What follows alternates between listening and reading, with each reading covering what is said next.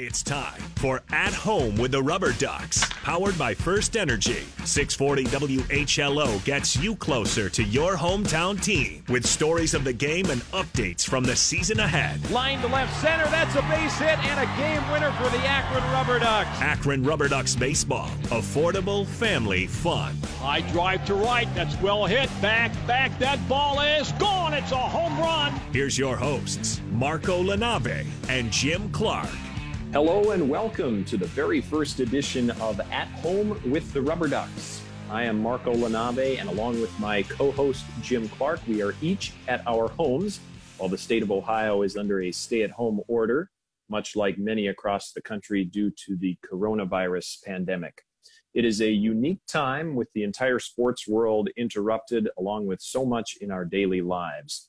And while we cannot yet bring you play-by-play of games that would have begun the minor league baseball season this week, on this show, we hope to bring you a little baseball and brighten your days and weeks until we resume RubberDucks baseball on the field and on our new radio home, 640 WHLO. On this first episode, RubberDucks General Manager Jim Pfander will give an update on the 2020 season. You'll also hear a conversation with ESPN baseball analyst Tim Kurkjian, who spoke at the RubberDucks annual hot stove banquet presented by First Energy this past January in Akron. Now, when we last spoke to you, it was at the end of the 2019 Eastern League season 7 months ago. That might seem like a distant memory at this point, but Jim, it's not one we should soon forget. We've seen a lot of guys come through Akron last year, Marco, in our first year together. And what you think back that 42 pitchers came through Akron and Canal Park last year. And who would have thought we would see almost the entire Indian starting pitching staff come to Canal Park with Carrasco, Clevenger, Kluber, Jeffrey Rodriguez, Savali, Plesac. Only guy not to come through Akron, Marco, was Trevor Bauer. That's right. And he didn't even spend a full season in an Indians uniform, but then we saw pieces that came over in the trade. The Indians sent Bauer over to the Cincinnati Reds, and we ended up with Scott Moss coming over. But you're right. We saw a couple of guys for the RubberDucks that ended up contributing in a pretty big way. Without a question, and it bodes for so many good things for Cleveland. And it shows you that if you don't keep your eye on Akron, we're going to miss guys who are going to make major impacts later on. And, basically we got to watch, what a thrill it was watching James Karinchak early in the season. He was with the RubberDucks, just a strikeout machine. He only pitched 10 games, but he's so vivid in my mind.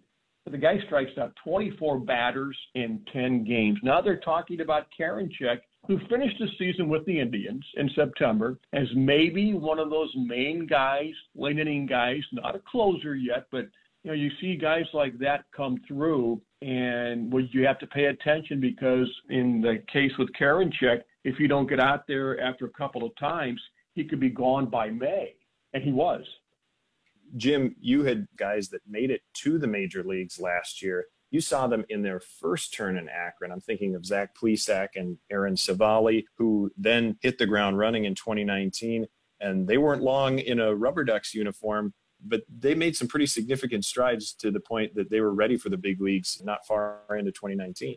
And honestly, and not just, it's easy to say this now, but when you watched Savali and Plesac and Plutko, you knew that at some point they would be in Cleveland. They were that good when we got to watch them. And now you wonder, could we see guys like that coming through now? Pitching's always the name of the game, as the Indians found out last year. If you're not deep with a pitching staff, you can't stay in a race, and they somehow were able to do that.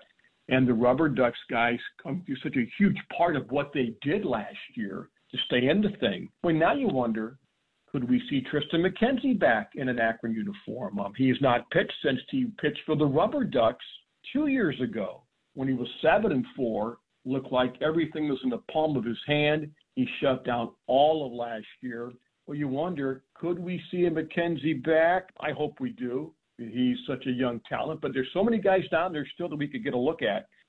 Well, clearly, Jim, you and I are both excited to talk baseball. I think both of us, our internal clocks are telling us it's time for the baseball season. And normally this would have been the start of the Eastern League season. In fact, this week, it would have been Binghamton and Reading on the first road trip. But we do want to be sensitive, of course, to the situation. We're not trying to ignore what's happening in our community and around the world. In fact, we will make sure in our first edition here that we'll talk with the general manager, Jim Pfander, about what is happening right now for the RubberDucks in their 2020 season. But even weeks before the original start date to our season, Jim Clark, you had a unique story about this whole situation disrupting what would have been a big highlight for you. You know, I was so excited about going to spring training once again to broadcast a game with Jim Rosenhaus on the Indian Radio Network, and they gave me the Cubs-Indians game from Mesa. And those who know me well know that I would go to Wrigley Field before I began this broadcasting career and would still go afterwards 2 or 3 times a summer. I loved Wrigley Field. If I had a National League team, it was the Chicago Cubs until 2016. Then that kind of stopped. But, you know, I was so excited about going to do an Indians-Cubs game. Of all the games I could do, if I could pick one, that would have been it. And I was set to broadcast the second week of March on a Saturday, was leaving the Thursday before that. You know, I was ready to have a 6 o'clock flight straight through to Phoenix. So I was in bed by 8:30 the night before. I get a text from Jim Rosenhaus at about 9:45. And he goes, Jim, he goes, you better take notice. He goes, they're starting to cancel things. And that was when the NBA shut down that night. And he goes, I don't know what's going to happen because we're going to have rain here for a couple of days, it looks like tomorrow, but I hate to see you come out here for nothing. And it began to explode in the next hours after that. So we're on the phone, canceling this, canceling that, trying to find this, find that. I talked to Mike Sarbaugh, and his son was out there with him and a friend. And he goes, Jim, he goes, I don't know what we're going to do. He goes, they could send us home. We have no idea. We're just waiting to see how this unfolds. So we canceled flights and got that done. And I thought, wow, I would have wanted to have been out there at that point, with nothing to do, by myself, with everybody kind of enclosed. You know, that was kind of a highlight, but not the highlight you want to star that you'll always be happy you had to deal with. Of course. But still, you know, they will do the right thing when we start this back up again. Boy, it will be. They'll make sure it's safe for everybody because no one's been through this before. Hopefully, we slow this curve down because no one wants to put anybody in danger. Fans, players, umpires, anyone, front office, no one should have to worry about going to a ball game. And they're doing the right thing right now, and it's a very difficult time. And Jim, one of the things I wanted to ask you as we've talked, as this sort of has unfolded, is there anything that we can compare this to? I mean, can you give us some perspective on what sort of a shift in the normal has been maybe, you know, over the years for this franchise and baseball in general? Well, when they went on strike in '94, we were still in Canton, and that did not affect us one bit. In fact, it really helped the minor leagues at that point, because we gained exposure we would have had the strike not happened. Of course, it kept the Indians from maybe winning a division that year. They were in second place, a game behind the White Sox when the strike happened in '94. And we were on a small station in Massillon, and our power wasn't real good at night. Most of the games are at night, before the days of the internet as well. But when the strike happened, other stations picked our games up. We had kind of like a little mini network. And for us, that was great. We were reaching more people. The papers had more about minor league baseball than they had ever had before. And thank heavens, it came back in '95 strong. But that's the closest thing that I can think of where you were just without the game at one point, and then in a way, you still had the minor leagues. We drew very well then because of that. People wanted to see baseball. But, you know, this is something that has thrown everybody for, you talk about throwing a Burt Blyleven curveball to somebody, that's what this has done. You know, it's been a tough week for baseball. You know, you lose Al Kaline this week, who is just such a integral part of the game in my youth and a great Detroit Tiger. And, you know, all the loss of life all over the place right now. It's heartbreaking. And hopefully the game of baseball can bring joy to people again, which it will. But we'll know when it's time. Hopefully they will too. Speaking of the joy of the game of baseball, because we know that's why many of you may be listening and thinking about baseball, we did get a chance this offseason for the RubberDucks to host someone who really enjoys baseball, a baseball enthusiast, a baseball journalist, Tim Kurkjian. You may recognize him from ESPN. He came to the Hilton Garden Inn for the Hot Stove Banquet presented by First Energy back in January. And he did a sit-down interview at that event. He shared some stories of his career as a journalist, and we'll actually play that full interview for you later on in this first edition of At Home with the RubberDucks. But coming up after the break, we will hear the latest on the RubberDucks preparation for the 2020 season with our general manager, Jim Pfander. And Jim Clark, as we close this very first segment of At Home with the RubberDucks, I know it's tough to think of baseball not started until a date to be determined, but I know for me it's good to hear your voice and think about the baseball at some point here in 2020. Likewise, Mark, going for you and everybody else, please stay safe. Boy, wash your hands, keep distance, and we'll get back sooner than later. Take care, my friend. All right, take care, Jim. Coming up next, we'll have more here on At Home with the RubberDucks. You're listening to At Home with the RubberDucks on 640 WHLO, your new home for Akron RubberDucks baseball, powered by First Energy. Here at Sarah Auto Park, community service has always been a priority of ours. These days, that spirit is more important than ever. Join us as we do everything we can to take care of our doctors, nurses, all other essential businesses, and their employees. If our community needs us for anything, even to safely get a bag of groceries to our most vulnerable, we're here. We'll get through this together. Sarah Auto Park. Wes Miller here. When my friends ask me who's the #1 pick for print and copy solutions in the Akron area, I always tell them Meritech, the pride of the RubberDucks for the past 9 years. Meritech's roster also includes IT consulting, cloud, voice, and data services for a powerhouse lineup to reduce risk, control costs, and increase productivity. So call Team Meritech today and tell them Wes Miller sent you. Meritech Technology to empower your business. Exceptional care means having access to world-class physicians and services. That's the care Cleveland Clinic Akron General provides to Akron and the surrounding communities. Whether it's primary care or specialized services, we put your needs first with care that is comprehensive and, best of all, close to home. Cleveland Clinic Akron General is committed to the community and your health. To learn more about our services close to you, visit akrongeneral.org.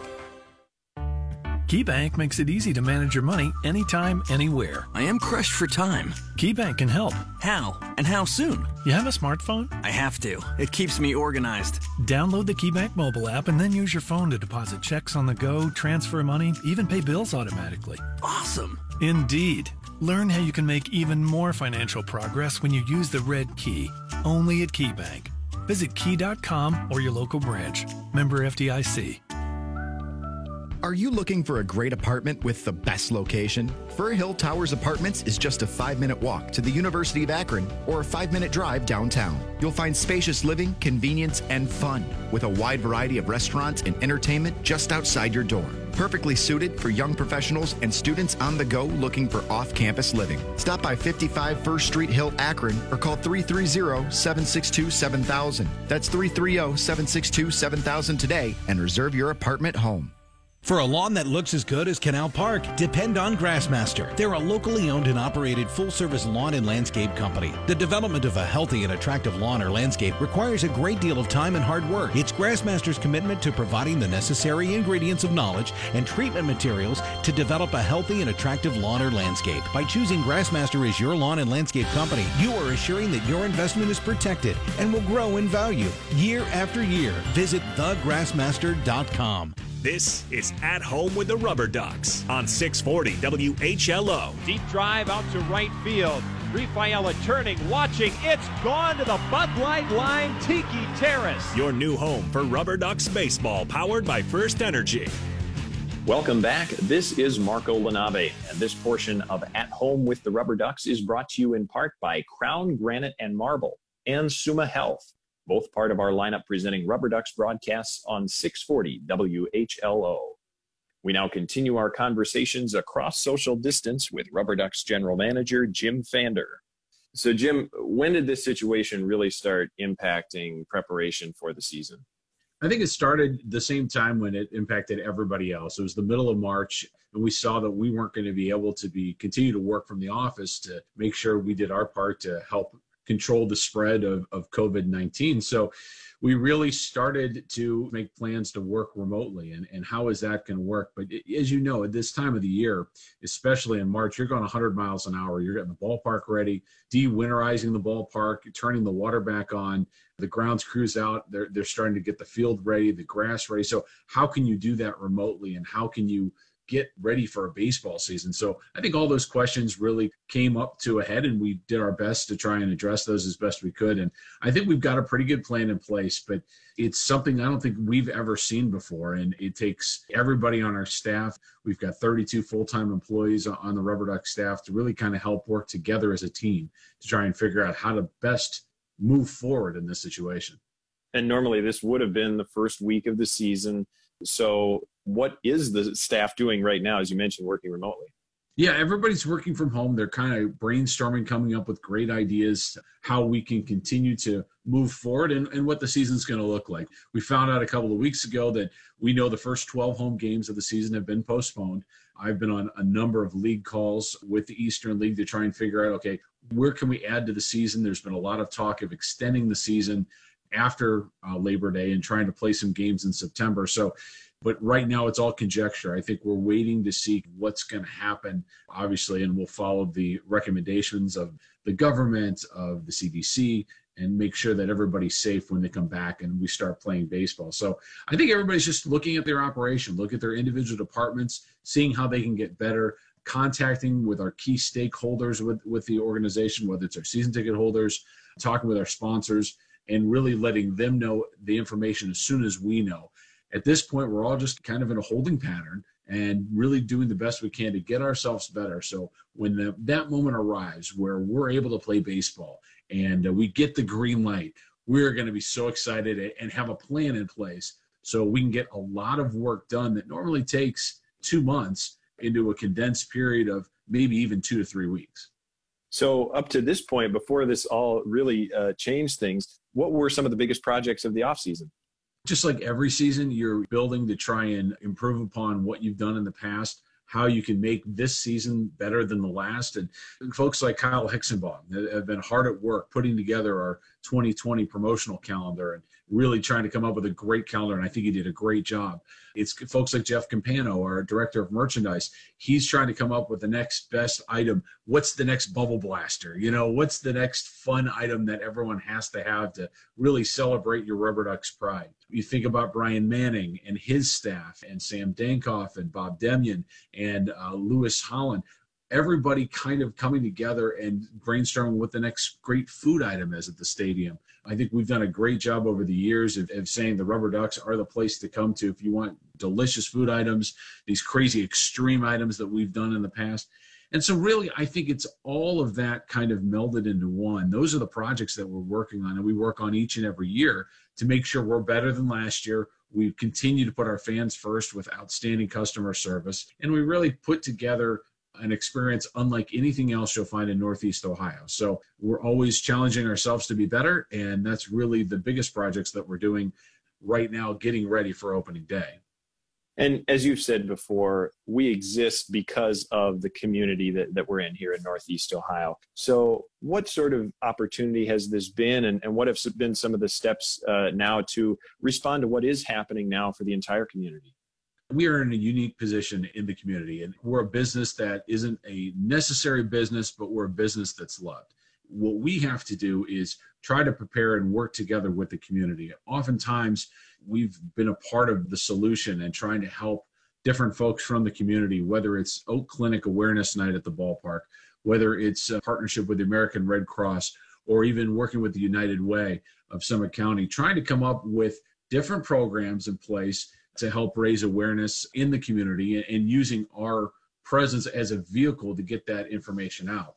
And we really take that responsibility very seriously. And it led to kind of a brainstorming what we can do in the community. Everybody's at home. We know that. but what can we do to help support our community? And it really morphed into a program called Akron Cares.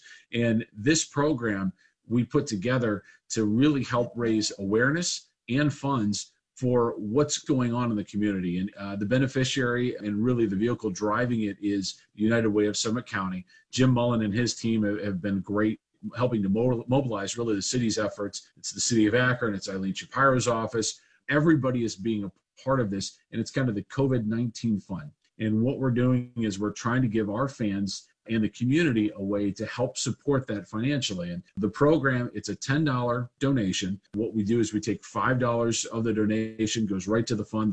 The other $5 is a undated voucher to come to a RubberDucks game. It's a pair of vouchers, and folks can come celebrate at the ballpark. So we really wanted to try and find a way to get people excited and thinking about better times are ahead of us, but trying to help those directly impacted by this disease and this virus that's really affecting our community. And it's those folks on the front lines. It's the doctors, it's the nurses, folks that work at the grocery store, putting themselves in harm's way each and every day to help keep our economy going, keeping our healthcare going as best as we can. So we want to recognize them, and that's really kind of the beneficiary of the Akron Cares program. We want to give back, and we want to try to continue to find ways to give back to our community. And I think this is really the best way to. And then when it's all over and the air clears and we're given the green light that, yes, we can play baseball and celebrate as a community again, we're going to have folks the ability to come to the ballpark with these 2 undated vouchers. Come celebrate with your families. And we've never seen anything like this before. This is just kind of a way for us to kind of pull together and come out stronger on the other end. And you mentioned the season. What do we know at this point about the 2020 season? Unfortunately, we know that the first 12 home games have been postponed. So all games through May 10th have been postponed. And hopefully, once the air clears and we're able to get the players back, there is going to be a process. The players are going to have to go through an abbreviated spring training. I know that the major league teams are trying to figure out, is that going to be, in Cleveland? Is that going to be in Arizona? And so there's a lot of things that are still left to answer, but there's going to be a ramp up period. And then we're going to start the season. We know that we're going to be able to start the season.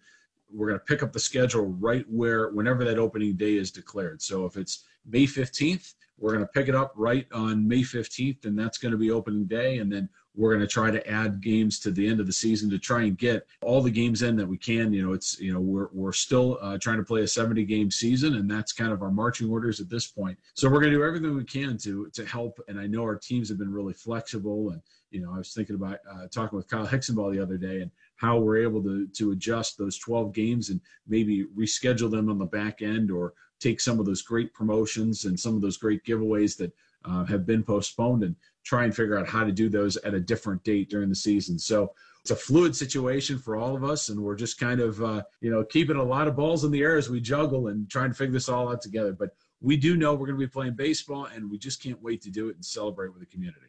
Well, Jim, we're excited to have that moment arrive at Canal Park, and we know you're hard at work. Thanks so much for joining us and sharing some of the updates of how things are going. I'm sure this will not be the last time we hear from you.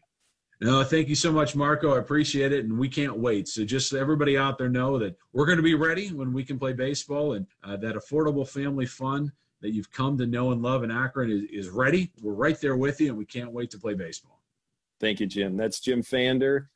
I'm Marco LaNave, and this portion of At Home with the RubberDucks was brought to you in part by your Northern Ohio Honda dealers and Brewbaker's Pub, both on our team of partners for RubberDucks broadcasts this season.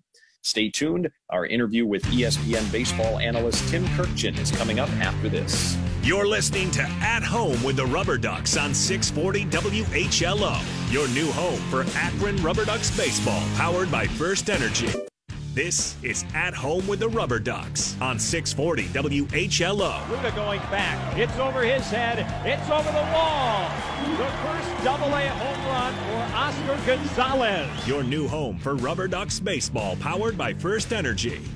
Welcome back. This is Marco LaNave, and this portion of At Home with the RubberDucks is brought to you in part by Fast Signs and Texas Roadhouse in Stowe. Open for drive-through, carry-out, and curbside service Monday through Thursday, 3 to 9 p.m., Friday to Sunday, 11 a.m. to 9 p.m., and at texasroadhouse.alohaorderonline.com. This past January, the RubberDucks held the annual Hot Stove Banquet presented by First Energy and in partnership with the United Way of Summit County. The featured guest was ESPN baseball analyst Tim Kurkjian, who came to speak at the Hilton Garden Inn in Akron. And during a sit-down interview that evening, Tim shared his perspective on the sign-stealing scandal that surrounded the Houston Astros just days after their penalty was announced in mid-January. But he also shared some delightful stories of his career as a baseball journalist. Here is my conversation with Tim Kurkjian of ESPN. Tim, it is such a pleasure to have you here in Akron, Ohio. Thanks for being here. Well, my pleasure. Anytime we can get a bunch of people together to talk about baseball on a freezing cold January night, you can count me in. Well, we know you're fascinated by baseball. When did you start to think of a career in baseball journalism? This was the only language we spoke in my house growing up, believe me. This isn't something I just got interested in after college. My dad had a great feel for the game. He was a really good player. My two brothers are in the Hall of Fame at Catholic University for baseball. This is all we talked about. This is all we did in my house growing up. But after I graduated from Walter Johnson High School in Bethesda, Maryland, named after the greatest pitcher of all time, when I graduated at 5'2" and 120 pounds, I realized my baseball and basketball careers, and I love playing in high school, this might be it. So I said, how am I going to stay in baseball somehow? It's the only thing I really love. It's the only thing I know anything about. So I said, all right, maybe I should become a writer. I wrote for the school paper at Walter Johnson. It was called The Pitch. I did some work for the yearbook. It was called The Windup. So that's where it really started. Eventually, and I mean eventually, I figured out how to write, and that led to 40 years now as a baseball writer.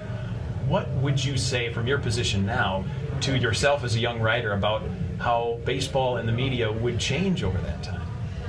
It has changed so much that I'm not sure if I told Tim Kurkjian of 40 years ago what Twitter was, whether he would understand it. Because I'm 63 years old and I still don't understand it. And I have like 700,000 followers. So the point is, social media has changed all of our jobs dramatically, and if I may, I'm not sure it's done it for the better either. We've gotten away from getting things right. We only want to get them first. We used to need 2 sources before you're going to break a story. Now we're breaking them in 280 characters. We used to do it in 140. So I'm not sure we're learning journalism the right way with the way Twitter operates, but it's 24 hours a day. It's crazy. It's a high-wire act, and I'm doing the best I can for an old man trying to figure out today's technology. Well, you mentioned the journalism in various forms. What was your favorite time covering the game, or maybe it's now too? Well, every place I've been basically have been my favorite time. But I'll tell you, being a young beat writer for a newspaper, and deep down inside, that's what I am, is I'm a beat writer for a newspaper. It taught me everything I needed to know about how to do everything else. Do radio, television, everything. Beat writer with the newspaper. Randy Galloway, who I followed in Texas, told me, it's like being in the jungle when you're the beat guy. And he was right. But it was great. I learned so much. I traveled all over the country. I went to these ballparks I'd never been to. I got to go to 162 games a year, several years. I covered the World Series for the first time. It was the greatest ever. So it all goes back to my early beat writing days when I just was learning the game and learning the job all at the same time. Did you have experience of the game in the minor league form, minor league baseball? Yes, I covered the Alexandria Dukes Class A team for 2 years, 78, 79, in Alexandria, Virginia, and I learned all about minor league baseball there. I was astounded how bad the conditions were. The team I covered, the Dukes, played at an elementary school. It was Cora Kelly Elementary School, and they turned it into a minor league ballpark. The clubhouses was literally a kindergarten classroom room, and they put up some lockers and made it into a minor league ballpark that couldn't have held more than 1,200 people. And now I travel around the country, and occasionally I get to a minor league ballpark like the one here in Akron with 7,600 seats, and I think, oh my gosh, look how far we've come. Minor league baseball is one of the biggest changes since I first started covering. How much better it is now than when I covered it. But no matter when you cover it, it was a great learning experience that this is a big part of the fabric of the game. And you have had some incredible observations of this game. Many of them are contained in the book. I'm fascinated by sacrifice flies, which our hot stove guests will get. One of my favorite parts of this book was when you took a little deeper look at those who have gone before us now. A couple of those, Tony Gwynn and Earl Weaver. And looking at them, sort of looking backward, they were almost kind of ahead of their time in terms of their awareness of the game. They were so far ahead of their time. Earl Weaver used all of the sabermetric stuff that we use now. Matchups, fly ball pitchers, ground ball pitchers. He knew all that, but it was all up here. He didn't need any sort of computer screen or everything else. He was way ahead of everyone. He hated sacrifice bunts, okay? He hated, all he wanted was to keep the double play in order and to keep all 27 of our outs. What used to drive him crazy is when the other team wanted to bunt, tried to bunt, and his pitcher wouldn't throw a strike, he'd scream, "They're giving us an out, let them do this." Way ahead of his time. Tony Gwynn, same thing. Tony Gwynn used to go into visiting ballparks on the road, and he would have his cassette tapes, you know, those clunky things, and he would have the pitcher that they were facing that night. He'd hook up all the stuff in advance and standing on chairs and everything else in order to get it hooked up, and he would watch the pitcher who was pitching that night. Now everyone's got every bat on their phone. He would set it up, and they'd look at him like, "What are you doing?" And he would say, "Don't worry, I'm working here." And that's how Tony Gwynn was way ahead of his time. And the game has evolved. In your time, what would you say is the most positive development for the game of baseball? Well, the players are so much bigger and stronger and faster and, dare I say, better than I've ever seen. I can't even get over how good Mike Trout is. His neck is this big, and he runs like a deer.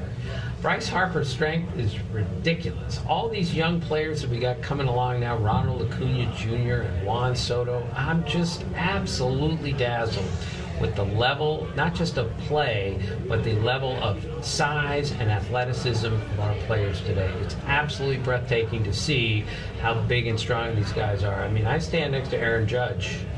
Boy, does that look ridiculous. And I just think, how can he be this good at this size? It's not a game built for someone that big, but he's learned how to play it, and I think that's the biggest positive change, is how big, strong, and good the players are. And Tim, we're having you in Akron at a unique moment, I would say, in really baseball history, and I'm glad that you can kind of give us some context as well. Earlier this week, Major League Baseball came out with a report, details of their investigation of the Houston Astros and sign stealing. What can you tell us about what the meaning of that might be moving forward, and what it tells us in the bigger picture of the game as a whole? Well, I think it has joined the Black Sox scandal and Pete Rose and the steroid era on the Mount Rushmore of controversies in baseball history. And I'm not happy to say that, believe me. But in a 4-day span, 3 managers and a general manager got fired. And 2 of those managers were the template for what we're looking for in a young manager today. Smart, flexible, communicative, really good at their job, and they're gone. The general manager, Jeff Luhnow, was the architect of that Astros team. Carlos Beltran didn't even manage a game, and he got fired. I think we're going to look back at these 4 days in January and just shake our heads, because I'm telling you, yesterday, I haven't seen too many days like that in my sports writing career, where all that stuff happened, stuff was flying all over the place. It was crazy. Let's hope, I'm going to take the high road as always, that let's hope this is the start of trying to clean up this issue. Mostly like we kind of cleaned up the steroid issue. Let's hope this puts an end, at least to some degree, of the sign stealing controversy, because it's not good for the game. That was Tim Kurkjian of ESPN at the RubberDucks Hot Stove Banquet this past January. But stay tuned because the rest of that interview is coming up next. This portion of At Home with the RubberDucks was brought to you in part by Precious Cargo Trailways and Scene 75 Entertainment Center, both in the lineup presenting RubberDucks broadcasts this season. When we come back, Tim Kurkjian will talk about the challenge of deciding upon Hall of Fame candidates from the so-called steroid era of Major League Baseball and share a colorful story of working with Terry Francona before Tito joined the Indians. That is just ahead after this. You're listening to At Home with the RubberDucks on 640 WHLO, your new home for Akron RubberDucks baseball, powered by First Energy. Are you looking for a great apartment with the best location? Fir Hill Towers Apartments is just a 5-minute walk to the University of Akron or a 5-minute drive downtown. You'll find spacious living, convenience, and fun with a wide variety of restaurants and entertainment just outside your door. Perfectly suited for young professionals and students on the go looking for off-campus living. Stop by 55 First Street Hill, Akron, or call 330-762-7000. That's 330-762-7000 today and reserve your apartment home. There aren't many things in life that are easy. There's easy listening music, easy chairs, easy money. But did you know that you can enjoy all three while getting rid of your old energy-wasting refrigerator? You can schedule a pickup without moving from your easy chair. We'll haul it away and even pay you for it. So go ahead, take it easy, and let us take it from here. First Energy's Ohio Utilities will pick up your fridge and you'll get $50. Just visit EnergySaveOhio.com to schedule a pickup. Now that's easy. Bridgestone Drive Guard tires deliver a clutch performance that won't leave you stranded on the side of a rural road or a busy highway. They're engineered to take a puncture and to keep running up to 50 miles after a flat at 50 miles an hour. Plus, you'll get the smooth, quiet ride and impressive tread wear life you've come to expect from Bridgestone tires. Let the clutch performance of Bridgestone Drive Guard tires give you peace of mind. Bridgestone, proud sponsor of the Akron RubberDucks. Here at Sarah Auto Park, community service has always been a priority of ours. These days, that spirit is more important than ever. Join us as we do everything we can to take care of our doctors, nurses, all other essential businesses, and their employees. If our community needs us for anything, even to safely get a bag of groceries to our most vulnerable, we're here. We'll get through this together. Sarah Auto Park. No savvy traveler likes long lines or waiting around. So, lucky for you, the Akron-Canton Airport is easy and fast. With affordable on-site parking, quick check-in, and short security lines, you'll be through the airport in just minutes. CAK gives you more freedom to enjoy the things you love, like vacationing. With low fares to 11 nonstop destinations and just one stop to the world, book your next adventure from CAK. RubberDucks fans, check out City Barbecue in Fairlawn for the best barbecue in town. I gotta tell you, City Barbecue is the best smoked meats I've ever experienced in my life. Literally the best beef brisket sandwich I've ever had. Definitely the best barbecue I've ever had. My best all-around barbecue experience ever. Best barbecue around. Some of the best barbecue I've personally tasted. I highly recommend this spot for some of the best BBQ you'll ever have. Visit citybarbecue.com or stop by 2870 West Market Street in Fairlawn. This is At Home with the RubberDucks on 640 WHLO. Deep drive out to right field. Rafaela turning, watching. It's gone to the Bud Light line. Tiki Terrace. Your new home for RubberDucks baseball, powered by First Energy. Welcome back. This is Marco LaNave. And this portion of At Home with the RubberDucks is brought to you in part by Ambridge Hospitality, Fairfield Inn & Suites, and the Courtyard by Marriott Akron Fairlawn, and by Visit Jacksonville, all part of the team of partners for RubberDucks broadcasts this season. We now resume the conversation from this past January with Tim Kurkjian of ESPN. And you mentioned the steroid issue, performance-enhancing drugs, which was such a big storyline years ago, and we're not sort of out of it just yet. In fact, next week there will be the announcement of the Hall of Fame electees. How should, in your perspective, those who were part of the game then, those who are confirmed or believed to have been involved with the performance-enhancing drugs, how should their legacies be treated in a game where history is so important? Well, this is an impossible question, and this is the question I've been asked more than ever, and I don't know what the answer is anymore, and there are no more right answers. The bottom line is I voted for Roger Clemens and Barry Bonds again. I voted for them every year they're on the ballot. And I'm not real happy about that. I'm not real proud of it either. But to me, there was this tacit agreement going on in Major League Baseball. Everyone's doing this. Nobody's checking. Nobody's testing. Everyone's doing it. You need to do it to get an advantage. So the players who played during that time period, I'm not condoning this. I'm not giving them a pass. I'm just saying this was the culture in the game, and no one was putting a stop to it. And I, frankly, didn't know what was going on exactly. Neither did anybody else until two guys went out and wrote a book about it. And it took them 2 years to do that. So I think in baseball history, that will go down as one of the great controversies ever. We still don't know what to do with it. The record book has been smashed and mangled by it, and the record book really matters in baseball.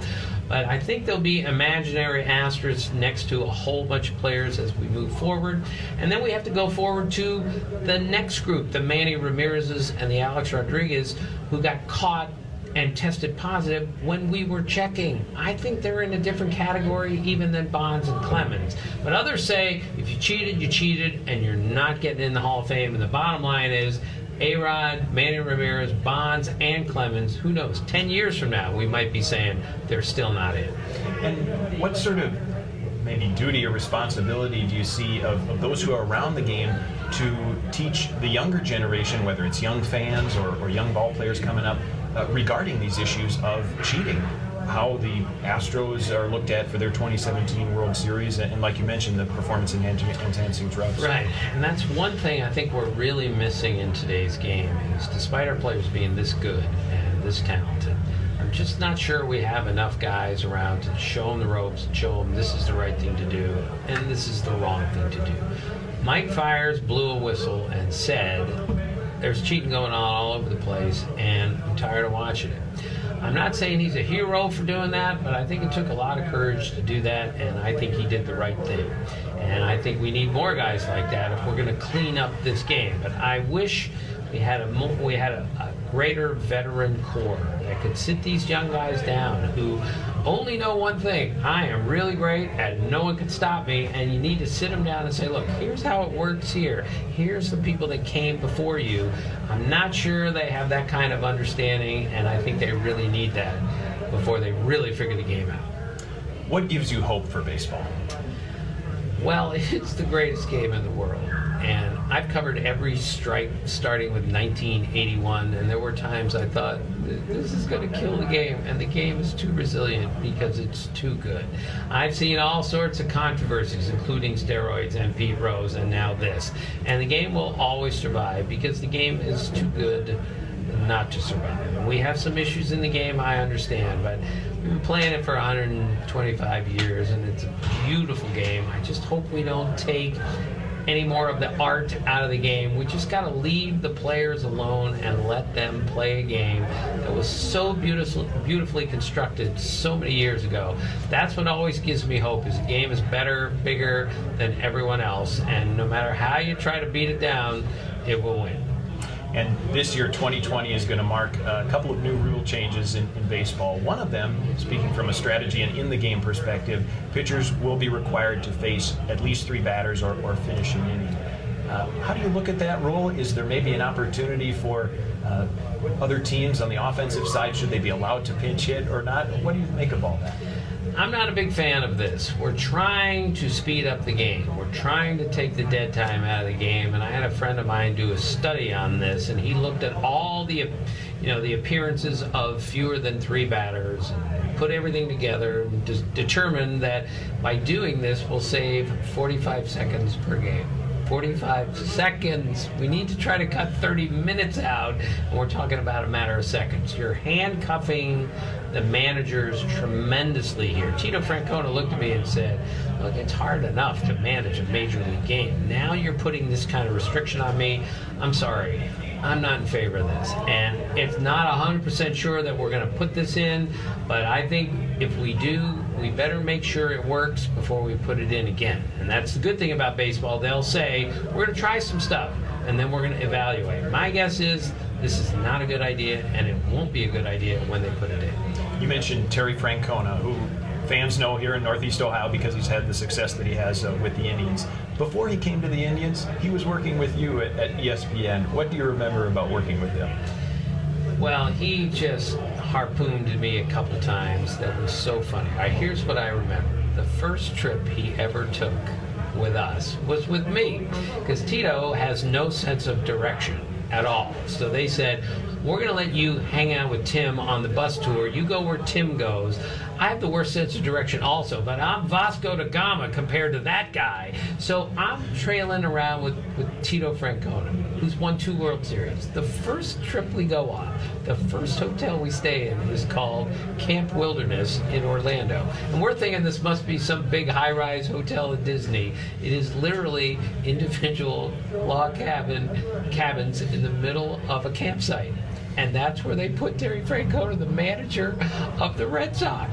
So he thinks it's like a big joke, because we walk in our rooms and they're bunk beds like we're the Cub Scouts, right? So he calls me and he says, is your room like mine? So I said, yeah. So he thinks it's a big joke. He calls for room service and the lady says, sir, room service here is the Coke machine you saw at the front desk when you checked in. So after 10 minutes, Tito Francona calls me on the phone. He goes, Tim, do you want to come over to my log cabin? We'll go out in the backyard and make some s'mores. Tito Francona, 2-time World Series champion. That's what I mostly remember from his first year at ESPN. And people remember you for being so fascinated with the game of baseball. Are there maybe a couple of people that you've met that sort of share that level of fascination?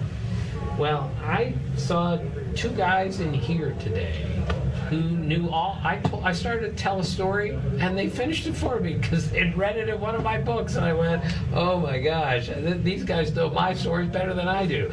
Yes, every once in a while I run into somebody who has the same curiosity that I do, the same fascination that I do, and I think it's great, because I don't think those people exist nearly as often in other sports. I don't think people are really fascinated by how the basketball statistics or the football statistics, but the baseball statistics just lend themselves to these unbelievable coincidences. Jose Reyes got thrown out by all 3 Molina brothers trying to steal in a 10-day span. I mean, you can't make that up. But this stuff only happens in baseball, and that's what I've followed that kind of stuff my entire life, and I still love to find something where I just go, oh my gosh, this is so good. What happened here? Let me find this out. And then when I find it, I go, this is beautiful. Only in baseball. And you've been able to give it to so many people to appreciate these Kurkjians throughout your career. We're so delighted that you're going to do that a little bit with us here at the Hot Stove Banquet. Again, Tim Kurkjian, our 2020 guest. Thank you so much for spending some time with us. My pleasure, Marco. Thank you. That was Tim Kurkjian of ESPN from this January's Hot Stove Banquet presented by First Energy. Thank you also to Jim Pfander, RubberDucks General Manager, for joining us earlier, and thank you for listening. Tune in next Sunday evening at 6 o'clock for another episode of At Home with the RubberDucks. We will bring these to you every week until the RubberDucks season begins. For Jim Clark, I'm Marco LaNave. Be safe and healthy, everyone. Thanks for listening to At Home with the RubberDucks. To listen to previous shows or for more RubberDucks baseball, follow the Akron RubberDucks podcast on the iHeartRadio app. For the latest on the team, go to AkronRubberDucks.com and follow the Akron RubberDucks on Facebook, Twitter, and Instagram. Akron RubberDucks Baseball. Affordable family fun.